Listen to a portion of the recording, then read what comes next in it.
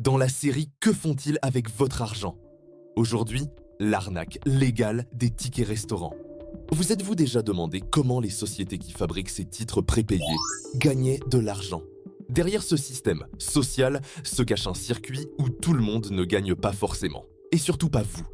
Depuis des années, les salariés reçoivent des titres prépayés comme les tickets restaurants, chèques déjeuner et titres similaires. Présentés comme un avantage social, ces dispositifs sont en réalité des outils d'optimisation fiscale pour les entreprises, mais surtout une source de profit pour quelques grandes sociétés privées. Le marché des tickets restaurants en France pèse environ 7 à 8 milliards d'euros par an et la commission moyenne prélevée par les émetteurs auprès des commerçants tourne entre 3 et 6% selon les informations disponibles. Ce sont plusieurs centaines de millions d'euros de marge chaque année, issus d'un système fiscalement privilégié. Et si on regardait les choses en face? Un système financé par nous tous. Au cœur du dispositif, les exonérations de charges sociales. En versant des tickets restaurants, l'employeur évite de payer des cotisations sociales. Le salarié reçoit un avantage non fiscalisé. Mais qui compense ce manque à gagner? L'État, autrement dit, le contribuable.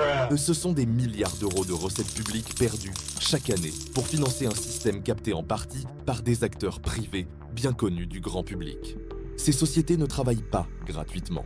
À chaque ticket utilisé, elles prennent une commission de 3 à 6% auprès des commerçants.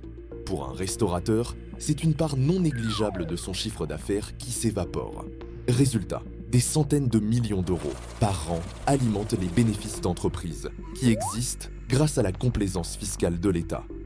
Mais à qui profite ce cadeau fiscal? Pas au salarié qui ne peut pas utiliser librement ce montant, pas pour l'essence, le loyer ou les vêtements, ni au commerçant qui doit reverser une partie sous forme de commission, mais très clairement aux sociétés émettrices qui encaissent des commissions sur chaque euro grâce à un dispositif fiscalement avantageux. Autrement dit, de l'argent public alimente un marché privé à but lucratif sous couvert d'un objectif social. Et le salarié dans tout ça? On fait croire au salarié qu'il bénéficie d'un avantage, mais en réalité cet argent ne peut pas être dépensé librement, est soumis à des plafonds, est périssable, et enfin est grignoté par les commissions avant d'arriver aux commerçants. Une alternative? Plutôt que de subventionner ces titres contraints, pourquoi ne pas verser directement cet argent aux salariés avec un abattement fiscal spécifique? Cela renforcerait leur pouvoir d'achat réel, bénéficierait pleinement aux commerçants et éliminerait les intermédiaires inutiles. Mais cela suppose de revoir les privilèges accordés à un marché privé très lucratif qui profite de l'opacité du système.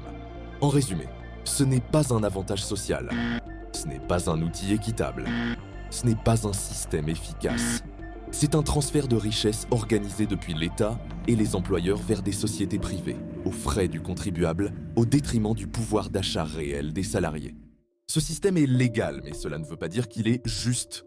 Alors la prochaine fois qu'on vous parle d'avantages sociaux, posez-vous la bonne question. Que font-ils avec votre argent?